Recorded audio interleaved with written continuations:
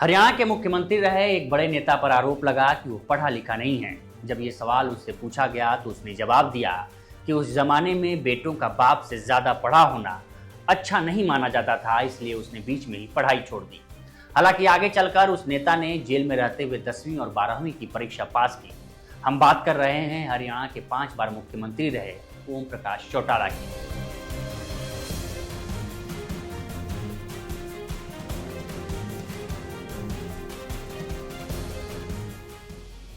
अब वो हमारे बीच नहीं रहे। 89 साल की उम्र में उन्होंने 20 दिसंबर 2024 को अपने राज्य हरियाणा में अंतिम सांस ली। अभी हरियाणा विधानसभा चुनाव 2024 से ठीक पहले ही उन्होंने कहा था कि वे पूरी तरह स्वस्थ हैं और अब वो 115 साल तक जीवित रहेंगे, लेकिन कुदरत ने किस्मत में यहीं तक का सफर तय कर रखा था।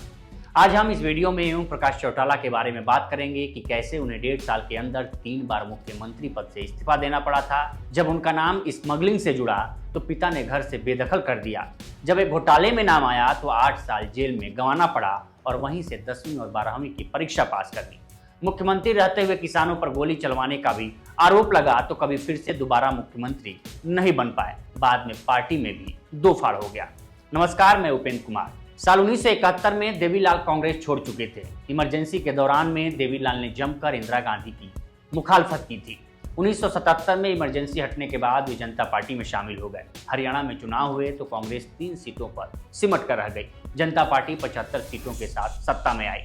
चौधरी देवीलाल पहली बार मुख्यमंत्री बनाए गए। इमरजेंसी के बाद कांग्रेस के खिलाफ सारे नेता एक तो हो गए थे, लेकिन आपसी गुटबाजी खत्म नहीं हुई थी। जनता पार्टी के भीतर कई गुट थे।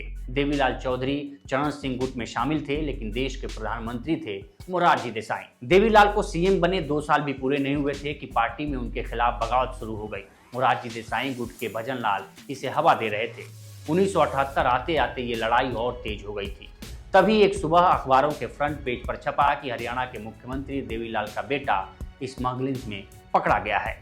दरअसल हुआ ये था कि Om Prakash Chautala south east Asia के एक सम्मेलन में बैंकॉक गए थे। 22 अक्टूबर 1978 को भारत लौटे। दिल्ली एयरपोर्ट पर कस्टम विभाग ने जब उनके बैग की तलाशी ली तो करीब 4 दर्जन घड़ियां और 2 दर्जन महंगे पेन बरामद हुए। तब हरियाणा के तत्कालीन मुख्यमंत्री रहे देवीलाल उस समय चंडीगढ़ के पीजीआई में अपना इलाज करवा रहे थे। जब देवीलाल को इसकी जानकारी हुई तो उन्होंने तुरंत प्रेस कॉन्फ्रेंस बुला ली। लोगों को उम्मीद थी कि वो अपने बेटे की सफाई में कुछ कहेंगे, लेकिन उन्होंने ये कहते हुए सबको चौंका दिया कि ओम प्रकाश के लिए मेरे घर के सारे दरवाजे हमेशा के लिए बंद हो चुके हैं। हालांकि बाद में जांच के दौरान पता चला कि चौटाला घड़ियों की स्मगलिंग नहीं कर रहे थे, बल्कि सीएम का बेटा होने के नाते विदेशी दौरे पर उन्हें गिफ्ट में घड़ियां मिली थी। चौटाला निर्दोष पाए गए, जिसके बाद देवीलाल ने बेटे ओम प्रकाश चौटाला को माफ कर दिया। जब साल 1987 के चुनाव हुए तो लोकदल को 90 विधानसभा सीटों में से 60 पर जीत मिली और देवीलाल दूसरी बार सीएम बने। 2 साल बाद साल 1989 में हुए लोकसभा चुनाव में जनता दल की सरकार बनी और वीपी सिंह प्रधानमंत्री बने। देवीलाल भी इस सरकार का हिस्सा बने और उन्हें डिप्टी प्राइम मिनिस्टर बनाया गया। अब देवीलाल के सामने सबसे बड़ा सवाल था कि हरियाणा की कमान किसे सौंपी जाए। प्रोफेसर संपत सिंह एक और किस्से का जिक्र करते हुए बताते हैं कि दिल्ली के हरियाणा भवन में देवीलाल काफी परेशान दिख रहे थे। देर रात तक उन्हें नींद नहीं आ रही थी। दरअसल वे दिल्ली की राजनीति में जाना चाहते थे, लेकिन उनकी चिंता ये थी कि उनके बाद हरियाणा की कमान कौन संभालेगा, कहीं पार्टी और परिवार बिखर तो नहीं जाएगा। इसी बीच मैंने उनका दरवाजा खटखटाया। उन्होंने कहा, आओ संपत, नींद नहीं आ रही है। मैंने पूछा कि क्या हुआ। देवीलाल ने कहा कि मैं 2 राह पर खड़ा हूँ, उप प्रधानमंत्री बनूं या मुख्यमंत्री बना रहूं, समझ में नहीं आ रहा। मैंने कहा, इसमें सोचने वाली क्या बात है, आपको इतनी बड़ी जिम्मेदारी मिल रही है, आप उप प्रधानमंत्री बनिए। तब देवीलाल ने पूछा कि यहाँ किसे कमान सौंपूं। संपत सिंह ने कहा कि आप जो फैसला करेंगे वो सब मानेंगे। तब देवीलाल ने कहा, ओम कैसा रहेगा। मैंने कहा, ठीक रहेगा जी। इसके बाद देवीलाल ने घंटी बजाई और पीए को बुलाकर कहा, वीपी सिंह को फोन लगाओ। तब रात के करीब 11 बज रहे थे। देवीलाल ने वीपी सिंह से कहा, मैं भी आपके साथ डिप्टी प्राइम मिनिस्टर की शपथ लूंगा, और फोन काट दिया। अगले दिन दिल्ली में लोकदल के विधायकों की बैठक हुई। देवीलाल ने कहा कि ओम मेरी जगह लेगा और हरियाणा का मुख्यमंत्री बनेगा। ओम मतलब ओम प्रकाश चौटाला। इस तरह से 2 दिसंबर 1989 को ओम प्रकाश चौटाला पहली बार हरियाणा के मुख्यमंत्री बने। तब वे राज्यसभा सांसद थे। सीएम बने रहने के लिए उन्हें 6 महीने के भीतर विधायक बनना जरूरी था। देवीलाल ने उन्हें अपनी पारंपरिक सीट महम से चुनाव लड़वाया, लेकिन खाप पंचायत ने इसका विरोध शुरू कर दिया। 36 बिरादरी की खाप ने फैसला किया कि देवीलाल के भरोसेमंद और हर चुनाव में उनके प्रभारी रहे आनंद सिंह दांगी को चुनाव मैदान में उतारा जाए, पर देवीलाल इसके लिए तैयार नहीं हुए। खाप ने आनंद सिंह दांगी को निर्दलीय मैदान में उतार दिया। 27 फरवरी 1990 को महम में वोटिंग हुई, जो हिंसा और बूथ कैप्चरिंग की भेंट चढ़ गई। चूंकि राज्य का मुख्यमंत्री चुनाव लड़ रहा था, इसलिए देश विदेश की मीडिया इस पर नजर बनाए रखी थी। चुनाव में धांधली का मामला मीडिया की सुर्खियां बन गया। चुनाव आयोग ने 8 बूथों पर दोबारा वोटिंग करने के आदेश दिए।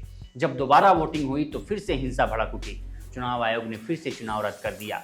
लंबे सियासी घटनाक्रम के बाद 27 मई को फिर से चुनाव की तारीखें तय की गई, लेकिन वोटिंग से कुछ दिन पहले निर्दलीय उम्मीदवार अमीर सिंह की हत्या हो गई। चौटाला ने दांगी के वोट काटने के लिए अमीर सिंह को डमी कैंडिडेट बनाया था।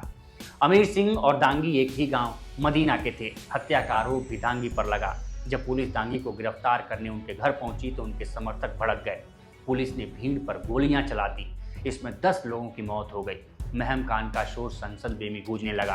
प्रधानमंत्री वीपी सिंह और गठबंधन के दबाव में देवीलाल को झुकना पड़ा। पहली बार मुख्यमंत्री बनने के 5.5 महीने बाद ही ओम प्रकाश चौटाला को इस्तीफा देना पड़ा था। उनकी जगह बनारसी दास गुप्ता को सीएम बनाया गया। कुछ दिन बाद दोबारा जब चुनाव हुए तो चौटाला दड़बा सीट से उपचुनाव जीत गए। बनारसी दास को 51 दिन बाद ही पद से हटाकर चौटाला दूसरी बार सीएम की कुर्सी पर जा बैठे। लेकिन महम कांड का शोर अभी कम नहीं हुआ था। प्रधानमंत्री वीपी सिंह भी चाहते थे कि चौटाला पर जब तक केस चल रहा है वे सीएम न बने। मजबूरन 5 दिन बाद ही चौटाला को फिर से पद छोड़ना पड़ा। अब की बार उन्होंने मास्टर हुकुम सिंह फोगाट को सीएम बनाया। लेकिन जब मंडल कमंडल की राजनीति में वीपी सिंह सरकार गिरी तो देवीलाल को मौका मिल गया। देवीलाल ने फिर हुकुम सिंह को हटाकर बेटे ओम प्रकाश चौटाला को तीसरी बार मुख्यमंत्री बना दिया। लेकिन इस फैसले से राज्य में पार्टी के कई विधायक नाराज हो गए। कुछ विधायकों ने पार्टी भी छोड़ दी। नतीजा ये हुआ कि 15 दिनों के भीतर ही सरकार गिर गई। राज्य में राष्ट्रपति शासन लग गया। इस तरह से ओम प्रकाश चौटाला को 15 महीने के भीतर 3 बार मुख्यमंत्री पद से इस्तीफा देना पड़ा था। 90 का दशक भारतीय राजनीति में काफी उतार चढ़ाव वाला रहा। इस दौरान देश में कई क्षेत्रीय पार्टियों का भी जन्म हुआ। इसमें एक क्षेत्रीय पार्टी बनी इनेलो, जिसे देवीलाल ने साल 1996 में बनाया था। जब कांग्रेस की कमान सोनिया गांधी के हाथ में आई तो हरियाणा की कुर्सी पर बंसीलाल विराजमान थे। लेकिन सोनिया से उनकी नहीं बनी और साल 1999 में हरियाणा की सरकार गिर गई। 1999 में बंसीलाल की सरकार गिरते ही ओम प्रकाश चौटाला एक्टिव हो गए। उन्होंने बंसीलाल की पार्टी के कुछ विधायकों को छोड़कर सरकार बना ली।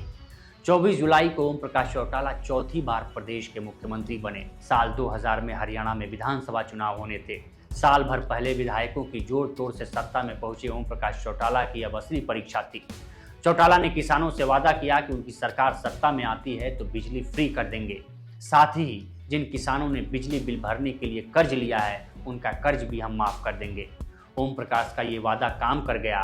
4 साल पहले बनी उनकी पार्टी इंडियन नेशनल लोकदल यानी इनेलो ने 47 सीटें जीत ली। ओम प्रकाश चौटाला 5वीं बार हरियाणा के मुख्यमंत्री बने। सत्ता की कमान संभालने के बाद चौटाला ने गांव-गांव तक बिजली तो पहुंचाई, लेकिन नया मीटर लगाने से बिजली बिल अचानक से बढ़ गया। साल 2002 बिजली बढ़ने से किसान ठगा हुआ महसूस करने लगे। उन्होंने बिजली बिल भरने से यह कहते हुए इनकार कर दिया कि सरकार ने मुफ्त बिजली का वादा किया था। इधर सरकार ने कई गांवों की बिजली काट दी। नतीजा किसान सड़कों पर आ गए, सरकार के खिलाफ प्रदर्शन करने लगे। जिंद हाईवे जाम कर दिया। उसी दौरान जिंद के एक गांव कंडेला में किसानों की उग्र भीड़ पर पुलिस ने गोलियां चला दी। 9 किसानों की मौत हो गई। कंडेला कांड की गूंज पूरे हरियाणा में सुनाई पड़ी। 3 साल बाद यानी 2005 में हुए विधानसभा चुनाव में चौटाला की पार्टी महज 9 सीटों पर सिमट गई। चौटाला 2 सीटों से चुनाव लड़े थे, 1 सीट हार गए। उनके 10 मंत्री भी अपनी सीट नहीं बचा पाए। तब से इनेलो कभी सत्ता में वापसी नहीं कर पाई।